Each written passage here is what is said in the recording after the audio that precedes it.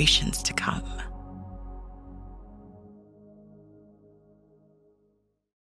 Good afternoon. It's February 15th at 1:07 p.m. here on the East Coast. And this is the Thoroughbred Daily News Writers Room podcast.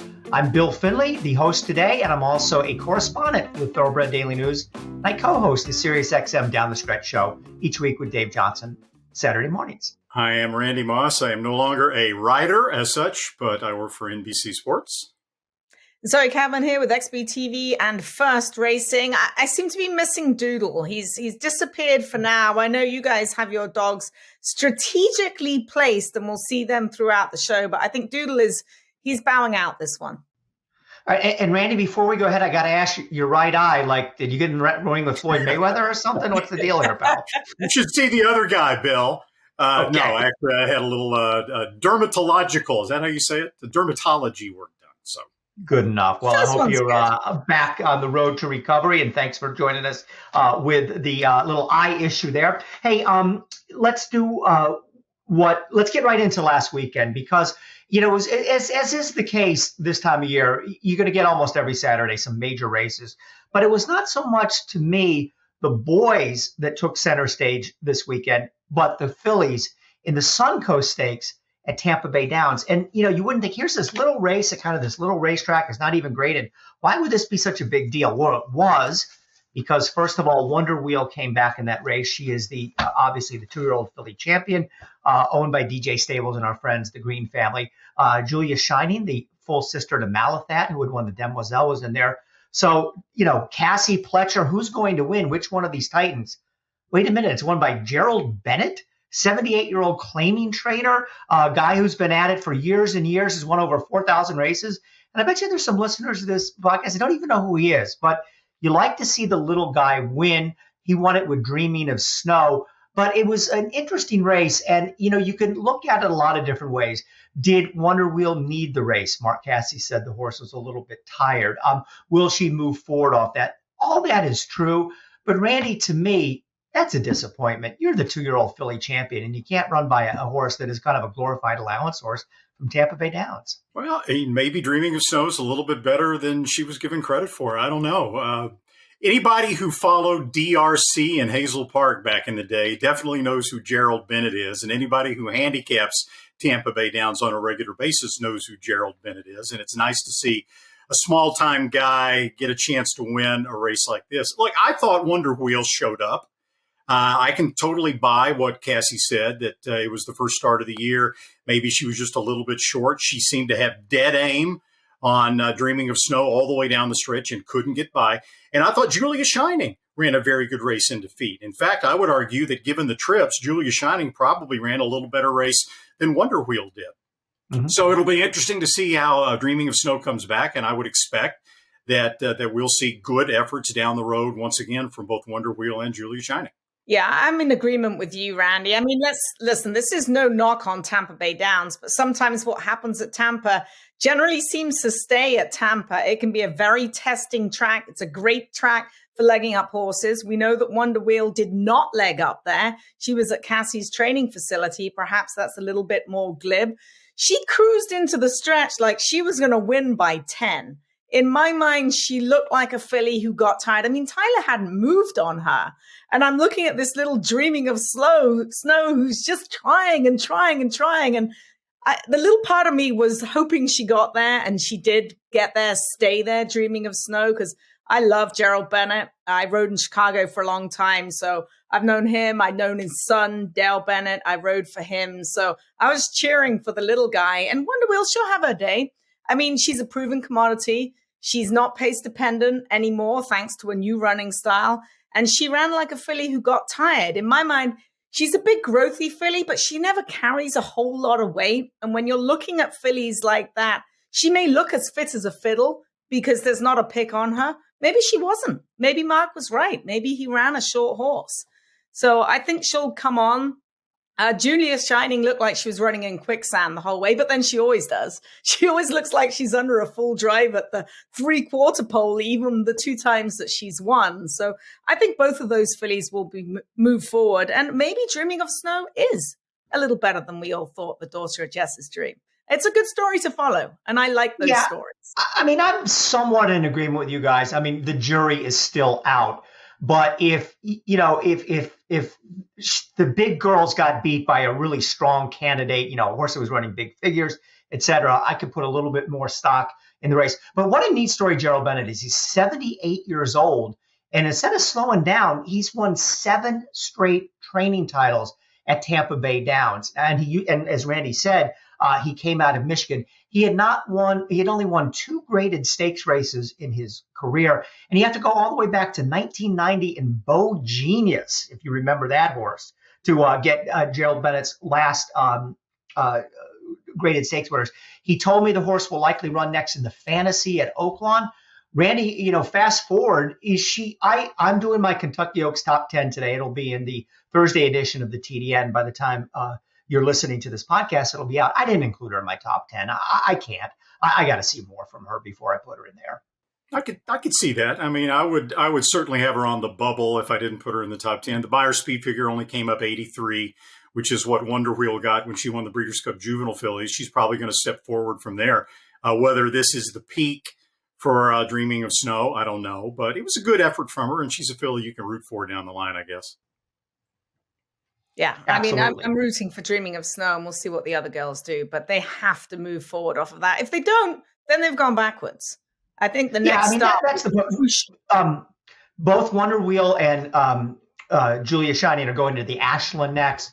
And that'll be the race that'll really answer the questions. If they run another kind of lackluster second or third, well, you can really make the case that they haven't developed that much this year. Okay, so let's stay at Tampa Bay Downs and Todd Pletcher, who really likes to run at Tampa Bay Downs. And you see that he brought Julia Shining in there. He in the Suncoast. He won with Nest last year. He's won the Sam F. Davis Stakes 7 times in his career. He won it this year with Litigate, won by a length and a quarter, coming off a second place in an allowance race at Gulfstream Park. Is this horse a major Kentucky Derby contender? Not at this point. You'd have to see more. But I think one thing is interesting. At one point in time, it looked like Pletcher didn't have a lot of depth. It was kind of Forte and nothing else. And then Tapit Trisse, is it, Randy? Remember we had that whole discussion last week? Tapit Trisse wins that allowance race at Gulfstream. Well, Randy thinks it's Trisse. Technically, it should be Tapit Trisse, but the owner gets the final say. And as of right now, unless she changes her mind, and she's thinking about it, it's Tapit Trice. Okay, so be it Tapit Trice or Tapit Trisse, all of a sudden Pletcher, was added to his list of, really legit Kentucky Derby contenders. There probably would be more to come. He's got a horse in the Risen Star Stakes, New York bred of all things, on Saturday at the Fairgrounds, which we're going to talk a lot about later on. Randy, what do you make of Litigate? Is he a serious Kentucky Derby candidate at this point? No. He ran the last quarter in the race in 27 seconds flat. Got a Beyer speed figure of 77. To me, Litigate's win in the Sam Davis is yet another example why Todd Pletcher is the greatest trainer in modern racing history at getting horses into the Kentucky Derby and managing the point system, and before that, the earning system, to get sometimes mediocre horses into the Derby to give their owners that experience. And Litigate gets 20 points for winning the Sam F. Davis. Pletcher had 8 horses nominated for the race, chose to run only Litigate. The horse was training well, but Todd didn't tell me this, but I think another reason is that he looked at the race, saw it was a weak race, and thought that this would be a perfect opportunity to get a horse like Litigate Kentucky Derby points. The best 3-year-old that Todd Pletcher ran at Tampa Bay Downs last weekend was not Litigate. It was Kings Barnes, who the next day on Sunday in a first-level allowance race won by 7 3/4 lengths. He's a son of Uncle Mo, an $800,000 2-year-old. He's 2 for 2. He got an 85 Beyer. He is a better horse than Litigate, but Litigate gets the points because Pletcher managed it in exactly the right way. He also gets a crucial graded stakes earning as an early 3-year-old. So whatever happens, I mean, I think Pletcher can see past the Derby being the be-all and end-all. He's got 3-year-olds. He's got dozens of top-class 3-year-olds. They need graded stakes wins. and that has to go on their resume. He's a guy who's had a habit of building stallions over the years, regardless of whether they win the Derby. Most of them are in it. I'm going to rattle off some past winners of the Sam F. Davis so we can just kind of gauge on where we're going. So we have Litigate, Classic Causeway, Candyman Rocket, Sol Volante, Well-Defined, Flame Away, McCracken, Destin, Ocean Knight, Vince Aramus, Falling Sky, Battle Hardened, I can't even remember him, sorry Eddie Keneally, Breathlin, Rule, General Quarters, Fierce Wind, Any Given Saturday, Bluegrass Cat, Anadromia's Hero, Coffee Mate, White Buck, Bunk and Ted, Burning Roma, and Go Lib Go, going back to 2000. Now, none of those jump off the page as really, really top-class horses. Right. And I think that's where we're at. So we'll see more from Litigate down the road. I'm not sure where he's going to run him next. Okay, so at Aqueduct, we had the Withers Stakes, which was rescheduled after they had to cancel the prior week because of the cold. And Randy, there were two stories here to me. First of all, Hit Show winning for Brad Cox, speaking of guys loaded for the Kentucky Derby. But I don't believe you do the buyer figures for Aqueduct, but I'm sure you're paying attention. What the heck is going on there? They ran this race mile and eighth in 154.7. The final 3/8 went in 41.28 seconds. And the day before, granted, it was an 8,000 claimer. The horses, they actually finished a mile and eighth race at Aqueduct in 159.04. The Hit Show, who looked, he got a perfect trip, but he looked good winning, probably didn't beat a great field, won by 5.5. I believe, correct me if I'm wrong, you got a 91 buyer. But first of all, Randy, have you been paying attention to how slow that track is? And, does that have any bearing on the overall picture here? Oh, it can. I think it has a huge bearing. It makes this race very tough to gauge. When the track is that horribly slow, like it's been at Aqueduct, I mean, some horses handle it well, other horses hate it. The margins, because horses are exhausted, the margins become greatly exaggerated, which can also at times inflate the speed figure. So you really don't know what to think about Hit Show. He looked good. He got a perfect trip. But the margins, he wins by 5.5. Arctic Arrogance was 6 1/4 lengths ahead of third place General Banker, who was 14 3/4 lengths ahead of the fourth place horse. The fifth place horse was 23 lengths ahead of the sixth. It's ridiculous. So you really don't know that much more about Hit Show than you did going in. He's an improving horse going in the right direction, trained by Brad Cox. He's got some talent. How much talent? We still don't know. The jury's still out. Yeah, visually, he looked good. Time-wise, not so good. Final 3/8, 41 and change. To use a quote from John G. Dooley from the fairgrounds, the rest of them were staggering home like Bourbon Street regulars. And that's exactly what it looked like. They were crawling. Half of them looked drunk coming down the lane. And I think that just shows what a tiring track it is right now. It's a safe track, which is fine by me. But I think either they like it or they don't. And we'll see what happens. The TDN Writers Room is brought to you by Keeneland. Keeneland will re-offer 6 2-year-olds previously purchased as yearlings at last year's September sale, which are actively in training in Ocala. Offers will be accepted Monday, February the 27th to Wednesday, March the 1st. Visit keeneland.com/reoffer for full instructions and details. We'll be right back after these messages from Keeneland. If this place could talk, it would roar. It would say, this is racing. This beating heart in the heart of horse country. Steady and strong beneath the roar. Reminding us why. For the love of the horse. For generations to come. The Best 2-Year-Old by legendary sire Quality Road. At about $1.5 million. Very, very impressive debut. Cantering home. Could not have been more impressive.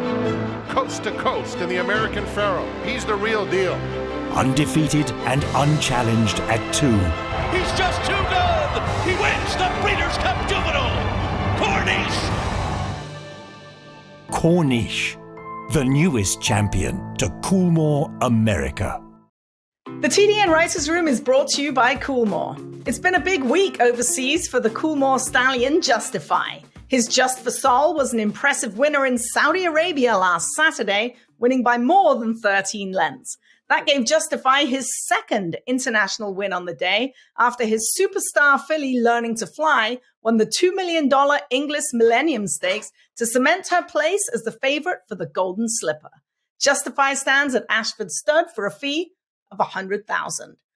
Other Coolmore stallions that were also active overseas were Looking at Lucky's Tall Boy, winning the Group 3 UAE Guineas on Friday, breaking his maiden, guys. Just remember that. And here in America, it was another 3-year-old by Looking at Lucky. She's Looking Lucky, who dazzled in a maiden special weight with a 13-length romp in her debut at the fairgrounds. Well, it's kind of a rough week for horse racing so far as the people that were lost, and some real giants in the industry passed away during the week. Bert Bachrach, Diana Firestone, and John Veach. And I want to start with Bert Bachrach because he was I didn't know him personally, but we all obviously knew his music. And, it was the soundtrack to our youth, sort of, in many cases. I mean, he wrote literally dozens and dozens of major hits, but he loved horse racing. And he campaigned some really good horses. The people out in the West Coast tell me that he was always around the track and was, always real friendly with the fans and whatnot. And I dug up a column that Jim Murray, the fabulous columnist for the Los Angeles Times, wrote about Bachrach in 1994. And this is his quote his quoting Bachrach. "Why do I race? I think it's because most of us are in a world where we have control over. We control what's going on, whether it's a concert, a TV series, a movie to score, or a tune to be written. And we have something we love but can't control. You can't make a horse run faster than he wants to. That's the pain of it. But it's exhilarating for people who otherwise control their lives. Besides, the race crowd is different, more understated, more calm, more comfortable to be with. We're like the $2 bettor. We deal with the disappointments, shrug off the defeats, go back to the drawing board, the form. You know how we are. There's always tomorrow." He had at least 3 Grade 1 winners. Well, not at least. He had 3 Grade 1 winners. First of all, Heartlight #1, who was a champion. Afternoon Delights, who ironically and tragically passed away yesterday on Tuesday, was put down at Old Friends. We'll talk maybe a little bit more about that. And Soul of the Matter. But Randy, just one of those great ambassadors for the game. And he lived to be 94 years old. So he had a great run. Yeah, I used to spend, when I was in the newspaper business, I spent, for 15 years, I spent my summers at Louisiana Downs Racetrack. And I had to look up the date, September 30th, 1994. It was a Friday night. I was out with a group of friends at a live music venue in Shreveport, Louisiana, standing by the bar. The band was playing. I looked over. There's freaking Bert Bachrach standing there with his wife. And I'm like, what do I do? I want to talk to the guy, but he doesn't know who the hell I am. He still wouldn't know who the hell I was a year ago. So I walked over there, introduced myself. And for the next hour, we hung out and talked a little bit about music. He was there because a couple of the guys playing in the band had played with Elvis, and he knew one of them, and he wanted to come out and hear them. And we talked most of the time about horse racing. He could not have been nicer or more friendly. My friends were like, "Dude, you know Bert Bachrach?" I'm like, "I do now." The very next day was the Super Derby, which is why he was in Shreveport. Soul of the Matter was running in the Super Derby on Saturday. He beat Concern. Both of them wound up running in the Breeders' Cup Classic in their next starts, Concern winning the Classic. But I went down to the winner's circle, as I would to cover, for the newspaper business. And he sees me and walks over with a smile, remembered my name from the night before. Just what a gentleman, what a nice guy. I never saw him again, never talked to him again, but at least I have a Bert Bachrach story. Yeah, I mean, I've seen him around a lot. I've seen him in the winner's circle several times. Carla Gaines trained for him. Duvet Day won for Michael McCarthy last week. His last winner just a couple weeks ago in the Astra Stakes, so that was quite apropos. And he just always seemed just a really cool guy. Obviously, he's survived by Jane, a.k.a. Raindrops, which is her nickname. And he just loved horse racing. I can remember my mum saying, I'm like, "Oh, yeah, Jane and Bert Bachrach were there." And I never really heard a whole lot about Bert Bachrach. A little bit before my time, guys. Just, throwing that out there. But my mother... You calling me and Randy old? No, not at all. But my mother, oh, my God. Bert Bachrach? She was beside herself. And she was like, do you know Bert Bachrach? Can you get a picture? And I'm like, oh my, that is just the type of That's just how Bert was. He's just a really cool guy. My mother was in awe. I was in awe. And I mean, he played pretty much right up until a couple of months before he passed. He was still composing songs. And I think if there ever was a list of all the songs that he's written and composed, the younger generation today would be absolutely shocked at some of the artists that are now in the modern limelight that he's written songs for. Because a lot of the time you don't know who's writing the songs, you just know who's singing them, right? And he's just a master who loved horse racing. I know Carla Gaines was very close with them. She went over and spent the day with Jane and the family just last week. I took care of her dogs for her because she saw me in the morning and she's like, Bert passed last night. Everyone was around. I've got to go over there. I've got this new puppy. Can you take care of him? And I'm like, yeah, I'm really sorry. And everyone was with him. So he lived to a ripe old age along with Afternoon Delights, and they passed within days of each other. I'm not sure Bert would have wanted it any other way, to be honest. Yeah, and Afternoon Delights was put down at Old Friends on Tuesday at the age, they said 31, but by the way we measure horses, because it's after January 1, his actual birthday hadn't come up yet this year, but he would be officially 32. And he was the oldest resident of Old Friends. So Bert Bachrach, and perhaps his best ever horse, the Heartlight #1 again, was his lawn champion, and she was terrific. But he had these three really, really good horses. And as Zoe mentioned, I mean, what a way to go out. His last ever starter won the Asper Stakes at Santa Anita. Then so far as the passings of Mrs. Firestone and John Veach, as someone who's, Randy, you talk about all your time in Louisiana Downs. Well, when I was writing for the newspapers, my time was all spent around the New York racetracks in an era where we still had what we call the society stables. Really the only one we might have left is sort of the Phipps stable now, but where there are these aristocratic families that own these great stables and they had their private trainers. We don't see that anymore at all. John Veach made his mark for Calumet Farm back when they had the famed, not this Calumet Farm, back when they had the famed red and blue silks. And then, he had 4 champions for them. And one that wasn't champion was probably his best ever horse with Alydar, with the 1978 Triple Crown. Was, to me, the greatest Triple Crown series ever because of the rivalry between those two horses. And then Diana Firestone, along with her husband Bert, trained numerous champions, including Genuine Risk, who won the 1980 Kentucky Derby. So 2 titans of the sport also passed away. Yeah, the Firestones had Genuine Risk and Theatrical, who Bill Mott credits for really jump-starting his career. Were it not for the insistence of Bert Firestone, who passed away in 2021, and Diana Firestone, we would never have had the historic win by Genuine Risk in the Kentucky Derby in 1980, because they were the ones who pressed trainer Leroy Jolly to run Genuine Risk against the boys out of a sense of adventure and wanting a challenge. And as far as John Veach goes, Daily Racing Form had a great statistic. Out of all the career wins that John Veach had, I think there were 400, 18.5% of all of his wins were in Grade 1 stakes races. That is the definition of a big race trainer. I think he had like 492 winners, which, when we're looking at Steve Asmussen's 10,000, you're like, oh, really? And he's in the Hall of Fame? But that was kind of like the norm back in those days. And then you're looking at a trainer that, like John Sheriff's, that a lot of people are saying he should be in the Hall of Fame. I think he's got 500 and something wins. But if you look at his lifetime statistics as well, in graded stakes, very high. I mean, these are guys who know how to win the big races. And that's basically what they pride themselves on doing.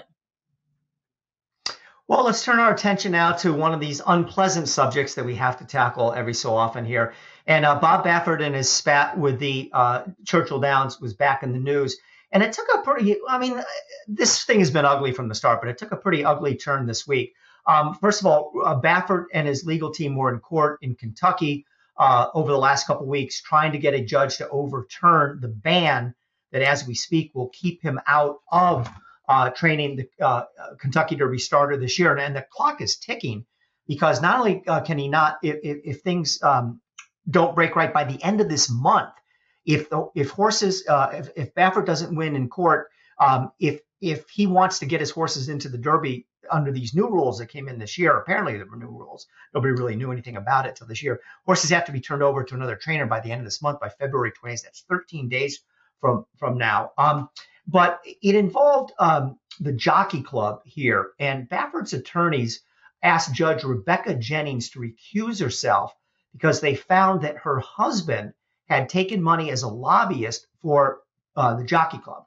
And this is what Baffert's lawyers had to say. It says the Jockey Club has actively intervened publicly and litigiously in the litigation surrounding the Bob Baffert Medina Spirit matter since the beginning of state and racing association action against Mr. Baffert. Now, his fight has been not with so much with the Jockey Club.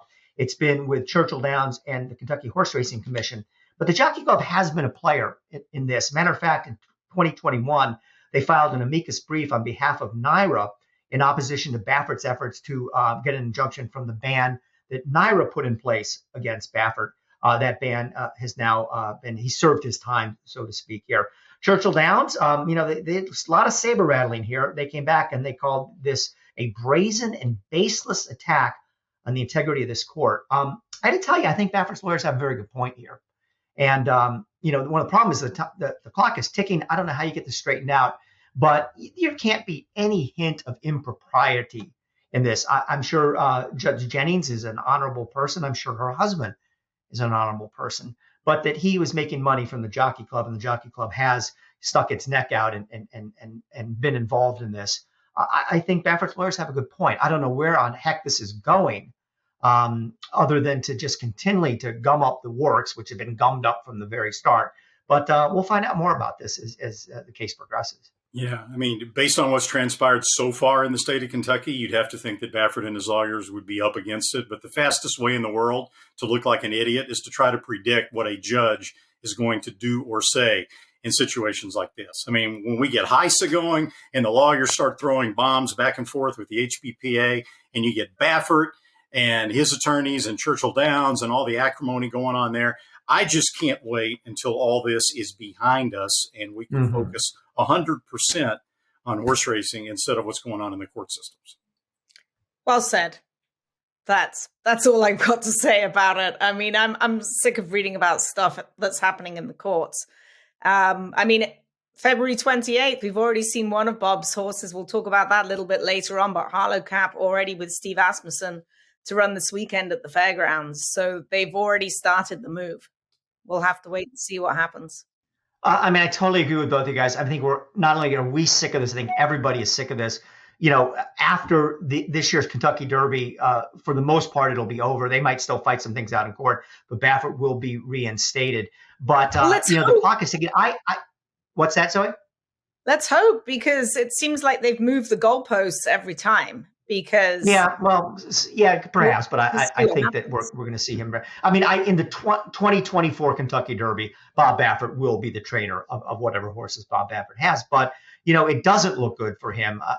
This judge has acted as if she is, shown signs that she's going to side with the Kentucky Horse Racing Commission. With Churchill Downs. And if that's the case, Mr. Baffert will not be able for the second straight year to run horses in the Kentucky Derby. And they'll likely be turned over to another trainer, perhaps Tim Yapke. We shall find out. The Lane's End Stallion of the Week is Twirling Candy. Twirling Candy's 3-year-old filly AG Bullet stretched out to a mile and rated nicely under Frankie Dettori to win Sunday's Lady of Shamrock Stakes on turf at Santa Anita. And on Saturday, it was Twirling Candy's 3-year-old colt, Gilmore, who was a solid second in the El Camino Real Derby at Golden Gate in his 2023 debut. Quality Road, proving Lane's End's tried and true stallion-making tradition, a tradition that leads to success for our partners and our stallions. Quality Road has sired multiple Eclipse Award and Grade 1 winners, including champion 2-year-old colt Corniche, champion 2-year-old filly Caledonia Road, champion 3-year-old filly Abel Tasman, and multiple Grade 1 winner City of Light. He's a leader of his generation. Quality Road, a stallion that stands above the rest. The fastest horse of the week is presented by the Fast Stallions at WinStar Farm. On average, only 2 to 3 horses a year record a Beyer's speed figure of 100 or higher as a 2-year-old. And such precociousness is prized by breeders. Independence Hall did just that. In a 12 1/4 length victory in the Nashua Stakes and only the second start of his career. Independence Hall would go on to record 2 more triple-digit buyers, including a 7-length victory over Code of Honor in the Fayette Stakes at Keeneland. That's a lot of speed for a stud fee of only $10,000 at WinStar Farm. And now for the fastest horse of the week. Technically, it would be Sibelius, a 5-year-old gelding who last Saturday just missed the 6-furlong track record at Tampa Bay Downs in his hard-fought win in the Pelican Stakes. Sibelius earned a 100 buyer speed figure, the highest of the week. But perhaps the most talked about buyer of the week was the 95 figure turned in by Skinner, a promising Curlin colt who last Sunday beat a strong maiden field at Santa Anita by a widening 3 1/4 lengths at 1 mile. That was Skinner's first start since October. If all goes well, you can look for Skinner in a Kentucky Derby prep next time out. He is owned by the prominent CRK stable of Lee and Susan Searing, whose Santa Anita Derby winner Honor AP finished 4th in the 2020 Kentucky Derby.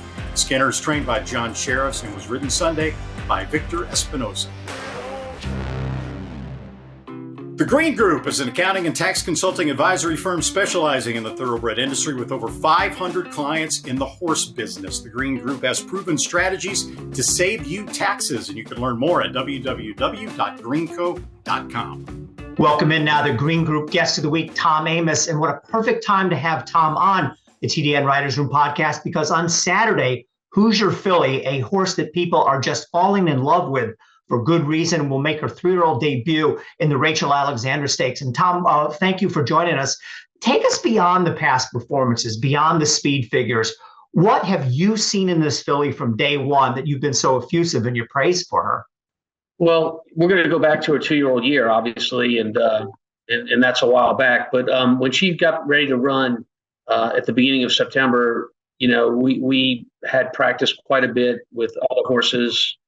And what she was doing in the mornings in her workouts and her strong moves against competition was unlike anything that we had seen in our barn. So, I mean, I'm not going to tell you all these champions I've had in the past, but we've had a lot of good horses, and not the likes of what Pletcher or Chad Brown or any of those guys have had. But we've had enough of them through the years since 1987 that this one was just different. Hoosier Philly was different than anything I've had before. So, Tom, heading now into the Rachel Alexandra, give us an update on how she's been doing since we saw her last in the Goldenrod. Obviously, you look at the workouts, and it looks like it's just been sensational recently. Yeah, Randy, her preparation has been very, very good. But the expectations have now become so high with her. It's almost as if you're anything less than a win is going to be a huge disappointment, not only to the barn and the ownership, but to the general racing public. Hoosier Philly has gone through her preps just as she should. If there's any hesitancy in my voice at all, it's only because she hasn't run since the end of November, and this is her first start off the bench. And I just want her to show me that she's the same horse she was at 2, if not a more mature, better version of that. And in the mornings, that's what she's telling us. So hopefully we see that on Saturday. Tom, Zoe here. Once again, thanks for joining us. Happy Valentine's Day and happy Mardi Gras. I know you guys are all gearing up for Mardi Gras down there. I want to know where she went. She had a little break. Where would you send a filly like that? And was that a hard decision to actually let her out of your clutches?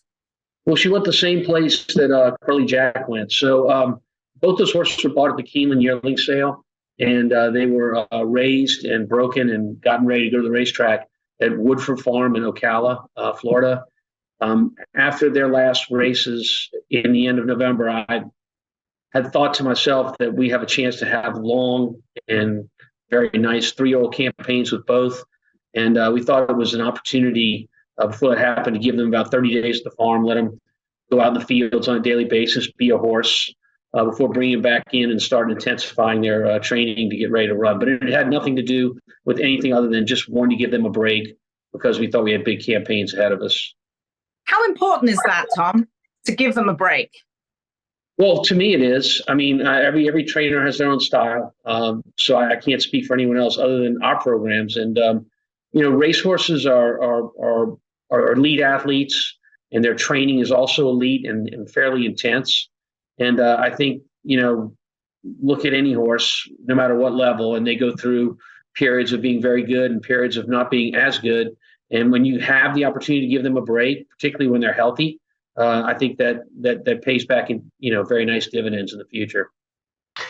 Tom, how about is there pressure with training a horse like this, or is it, if there is pressure, it's a good feeling to have that with a horse in the barn like this?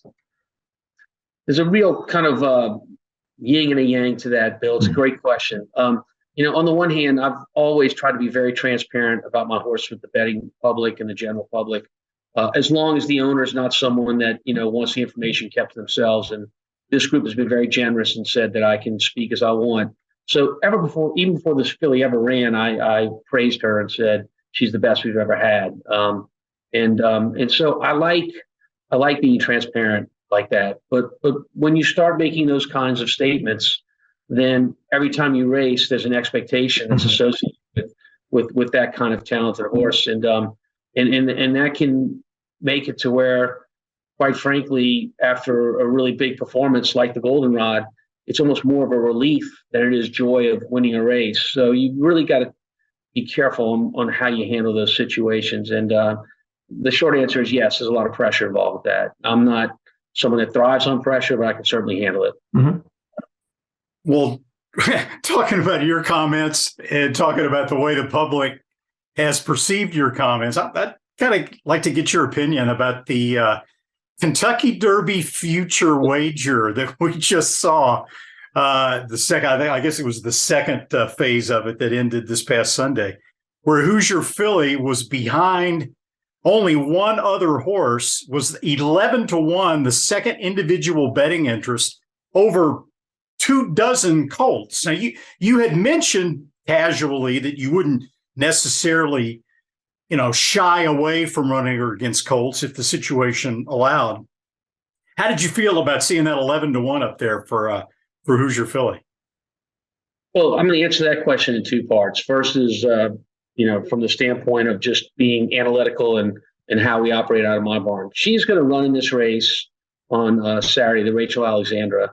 And what she does after that race is so dependent on how she performs, how she comes out of the race, and in a long discussion with the owners on what we're going to point to next.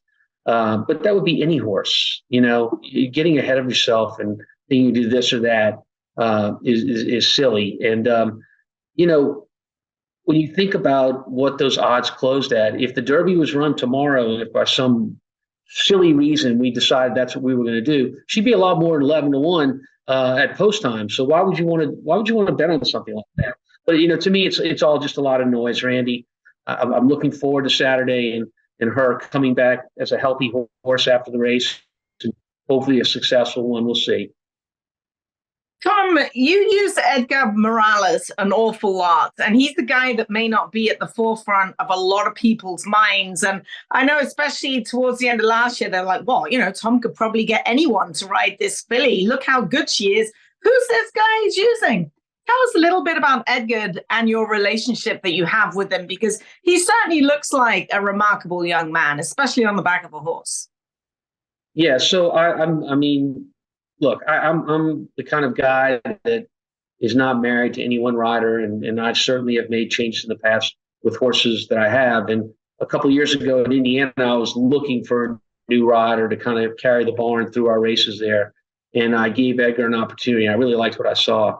That grew into a bigger professional relationship with him riding on horses and recognizing how talented he is. So Edgar is a brilliant gate rider, and he's a very, very strong finisher on the horse.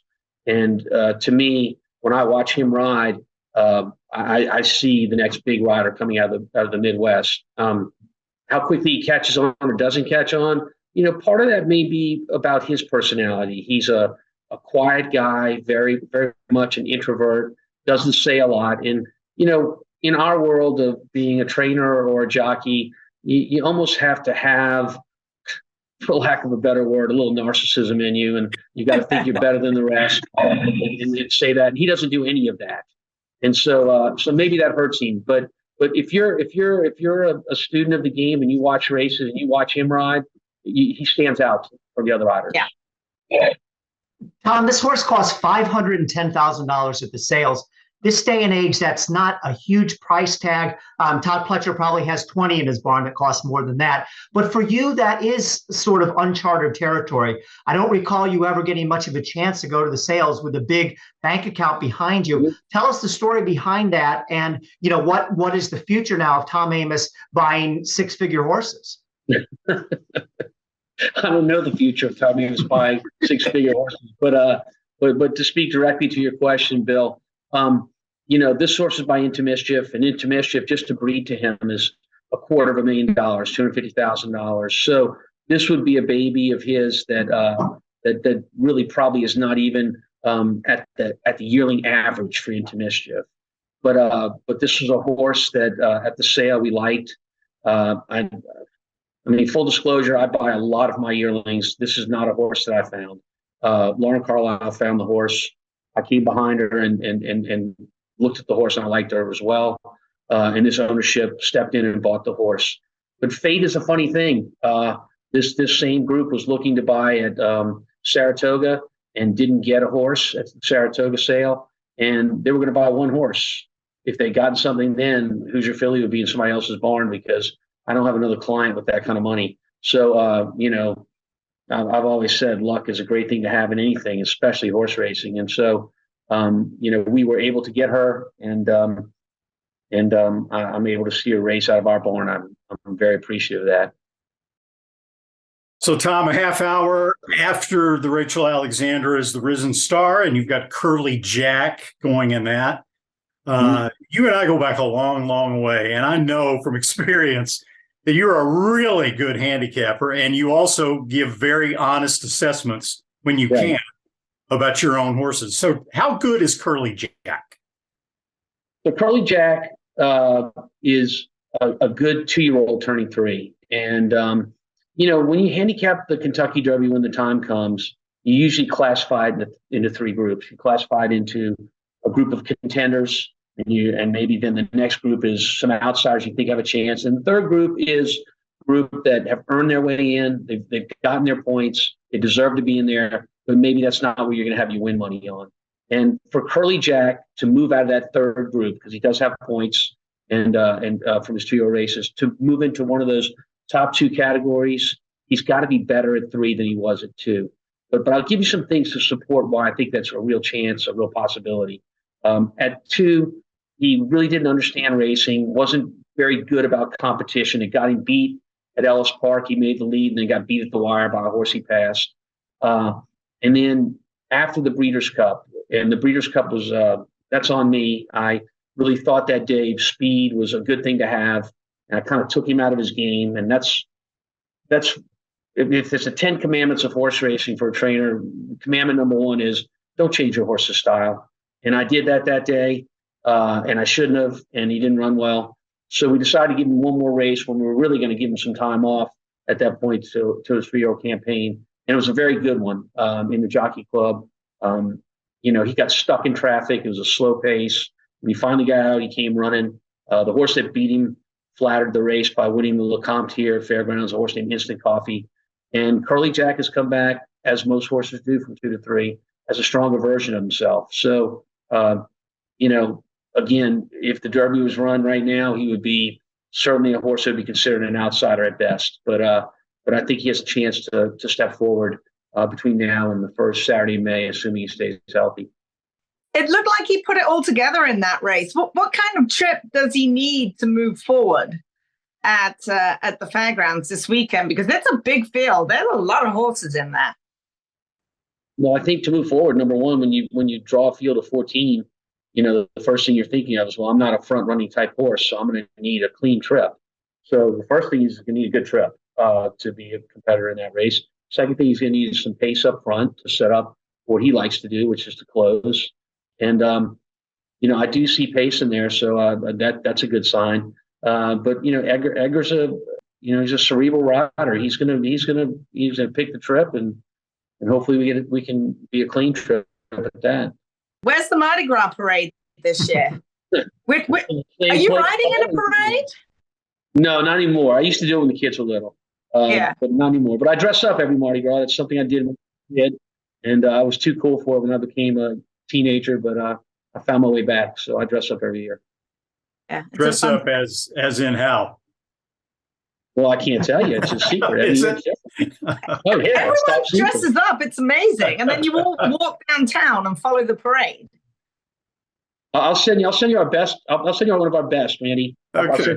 All I can tell you is you have to keep in mind that in New Orleans, we have the worst streets in North America. I mean, you literally can't drive down them without hitting a pothole.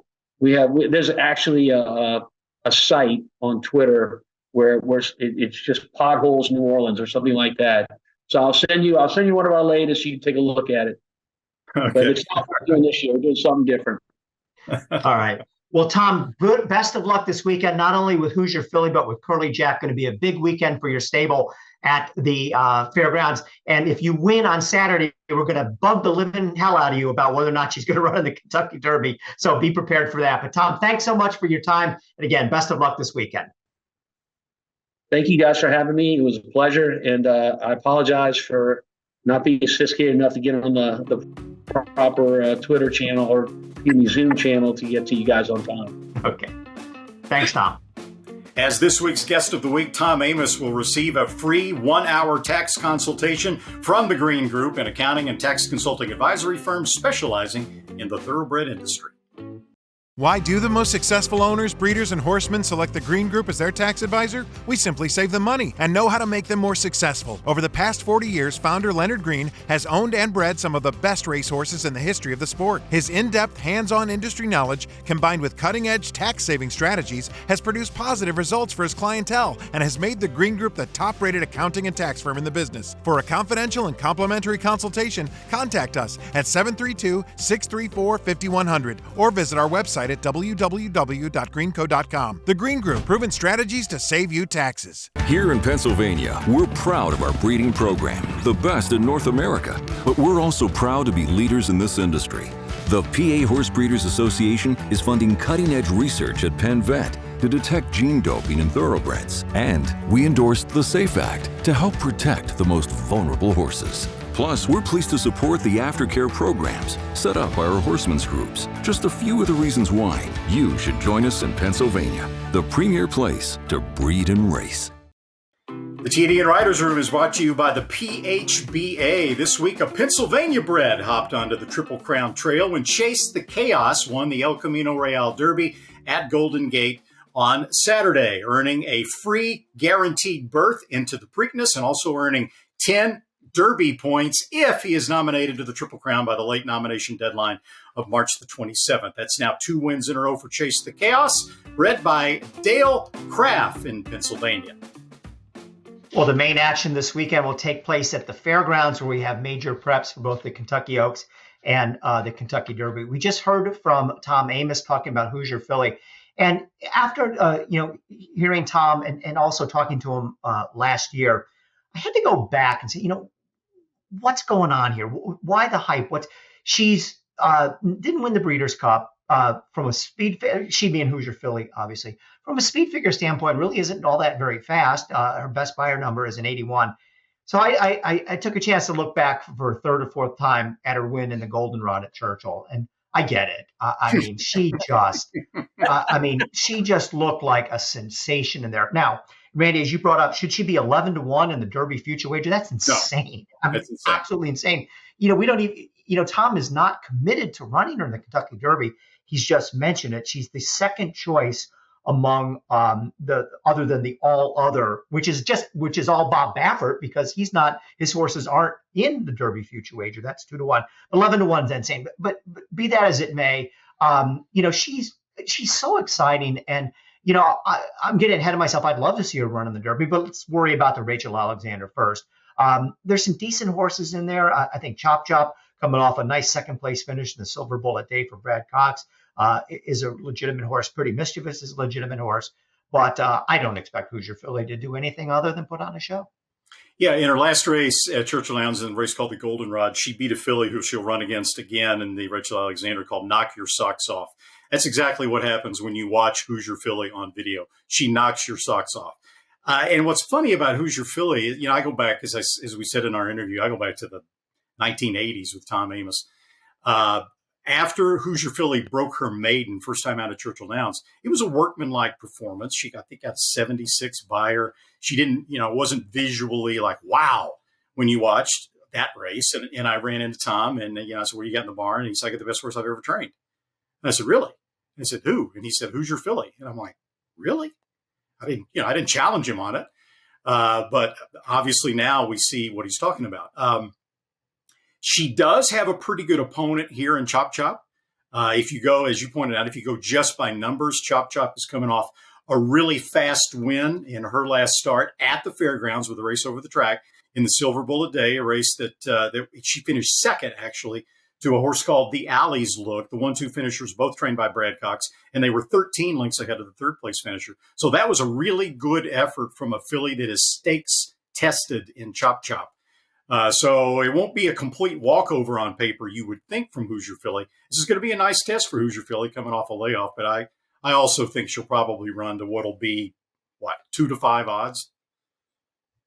Yeah, she's going to be extremely tough to beat. I mean, if you're trying to beat her, the only thing you're hoping, much like Wonder Wheel, is that she's not quite tight enough.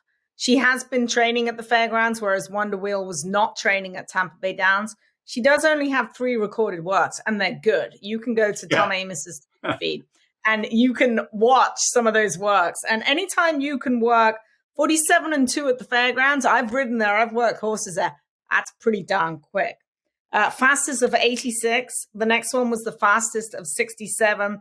And the first one she had this year on the 28th of January, 47-2, the fastest of 102.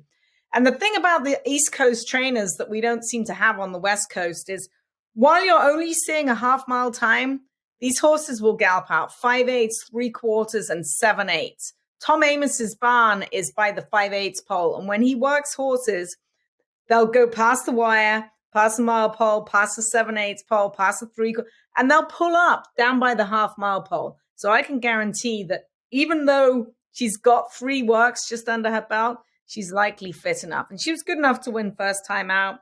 She is the filly to beat. But for those of you looking at the 3 works, thinking, is she beatable? She might be, but I doubt it.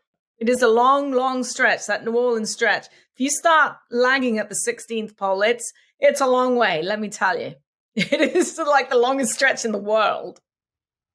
We'll find out more about the boys and the Risen Star. And this is a very different race than the Rachel Alexander, where you have a 2 to 5 favorite. You have a big, bulky field, no major horses in here, in a very evenly matched race. Somebody will emerge from this, no doubt, and kind of jump up and maybe for the time being be the leader among the fairgrounds-based contingent. I think Tom Amos has a very good chance in here with Curly Jack as well. He talked about that horse in the podcast earlier. My pick is going to be Tappett's Conquest for Brad Cox. Finished second last time out in an allowance race, but caught behind a pretty slow pace. They went 25 and change the first quarter. Allowance race at the fairgrounds. I think Cox is very good at getting his horses to improve as they go through the various races to get them ready for the Kentucky Derby. But very wide open race, Randy. Interesting, very good betting race, and we'll see what happens on Saturday in the Risen Star. What are your thoughts? Yeah, totally wide open. I mean, you got the winner of the Smarty Jones, the 1-2 finishers actually in Victory Formation and Angel of Empire. You got the runner-up in the Lecomte in 2 Fills, who was second behind Instant Coffee and ran a really good race. You've got Curly Jack. You've got the 1-2 finishers in that allowance race you're talking about, Determinedly and Tappett's Conquest, who certainly looked the best of those 2 in that race. And a horse that Zoe mentioned a little bit earlier that was previously trained by Bob Baffert. This is a horse that's kind of off the radar screen here, but I'm telling you, Harlow Cap has a heck of a chance in this spot because he comes off of a maiden win January the 22nd at Santa Anita. Every horse so far, I think there have been 3 of them that have come out of that maiden race, have improved their Beyer speed figures next out by at least 10 points. They have been running lights out, including a horse in Tex the Legend and Yellow Brick, 2 of them, who just ran behind Skinner in that really fast maiden race at Santa Anita last weekend. And Harlow Cap blew him away in there. So he is not without a chance in there either. Should be a very entertaining race. Yeah, don't discount the California speed. It's not often you'll see Bob ship one to the fairgrounds, but Bob's not really shipping. He put the horse on the train, so to speak, and Steve Asmussen takes over Harlow Cap. So looks like we've seen the first of Bob runners go to other trainers. This horse does keep his regular rider, Johnny V. It's going to be a go for Harlow Cap. He's going to be extremely tough in here. I do like Victory Formation for trainer Brad Cox. You get Pratt sticking with that one. And then there's a horse light on numbers that I'm definitely going to take another look at, drawn down towards the inside. That Single Ruler for Keith DeSormo, who's having a terrific meet down at the fairgrounds. And this is just atypical for Keith, right? Bought this one for $65,000, takes a few starts to break the maiden, breaks the maiden in impressive fashion, and then moves forward.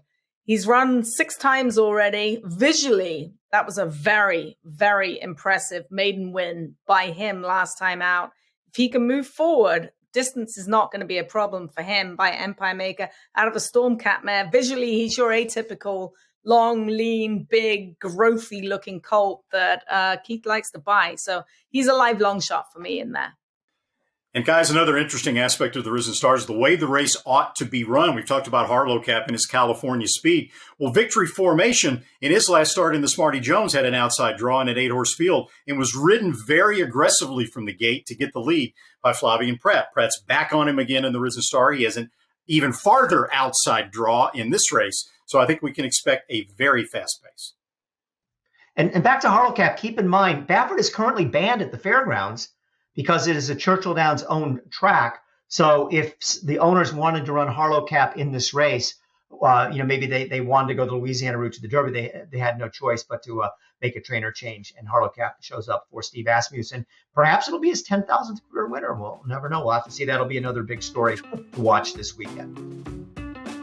The TDN Writers Room is brought to you by XBTV. The XBTV work of the week is a dual work. We got 2 champs working here, Country Grammar on the outside, and then Tabor down on the inside. This is the 3rd time this pair has worked together, and Tabor just getting the better of Country Grammar. We know that Country Grammar's a grinder. Tabor's not usually a very good workhorse, but this is the best I've seen him in quite some time.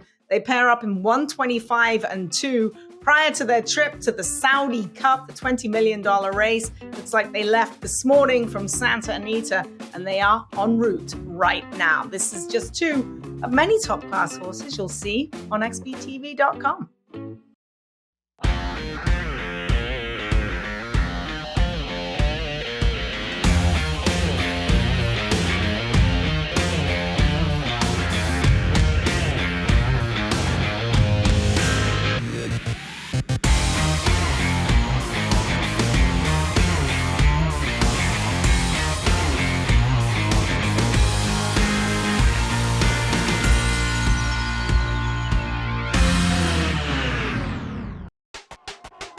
All the thrills.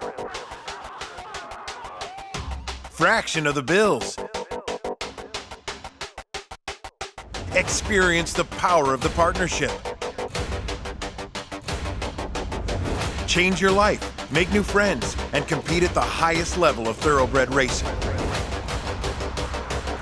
West Point Thoroughbreds, the gold standard in racing partnerships. Visit westpointtb.com. The TDN Writers Room is brought to you by West Point Thoroughbreds. Joining West Point Thoroughbreds can literally launch you right into the winner's circle for a fraction of the cost. Learn more at westpointtb.com. Meanwhile, racing as a gelding for the first time, Empire Ride broke his maiden by 2 3/4 lengths Thursday at Aqueduct, pulling away in the stretch with a persistent ride from Manny Franco. Are you a fan of Flightline? I am, so I want some of this swag, guys. West Point Thoroughbreds is introducing the Flightline collection. Dress like a champion and visit westpointtb.com to check out the merch. Guys, Terry, I need some of that merchandise. I'll be your model. I know that Randy will wear some too, and Bill. Well, this week's Remy Balak cartoon is in. It'll be in Friday's edition of the TDN. Now, you think that we've only been betting on horses, maybe since the 1700s or so? Not true. Remy Balak has unearthed information that the cavemen We're betting on horses. We're the world's oldest bookie. You'll love his cartoon this week in the TDN. Well, that's a wrap on another show. I want to thank my co-hosts Zoe Cadman and Randy Moss, our Green Group guests of the week, Tom Amos, our producer, Patty Wolf, our associate producer, Katie Petruniak, and our editors, Anthony LaRocca, Aaliyah LaRocca, and Nathan Wilkinson. Thanks for joining us. We'll see you next week on the TDN Writers Room Podcast.